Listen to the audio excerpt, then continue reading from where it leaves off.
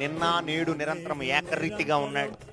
మనకు వయసు మీద పడిద్దేమో కానీ దేవుడు ముసలోడైపోవటం, దేవుడు బలం తగ్గిపోవటం, దేవుడు అప్పుడు చేశాడండి ఇప్పుడేం చేస్తాడు, ఇప్పుడు చేయలేడండి ఆయన పడుకున్నాడు అంటానికి ఏమైనా అవకాశం ఉందా? ఆయన నిన్న నేడు నిరంతరము ఏకరీతిగా ఉన్నాడు. హల్లెలూయా. యేసుక్రీస్తు ఏమై ఉన్నాడంట? నిన్న నేడు నిరంతరము ఏకరీతిగా ఉన్నాడు.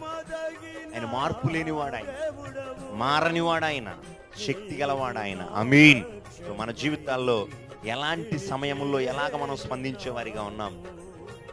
సమస్యలు వస్తున్నప్పుడు ఆ సమస్యలు ఎలాంటి కఠిన జటిలమైనవైనా ఏమండి మనము విశ్వాసముతో ప్రార్థిస్తే ఏమండి దేవుడు ఎలాంటి అద్భుతాన్నైనా యెహోషువ తన ప్రజలందరి జయము కోసం ప్రార్థించాడండి.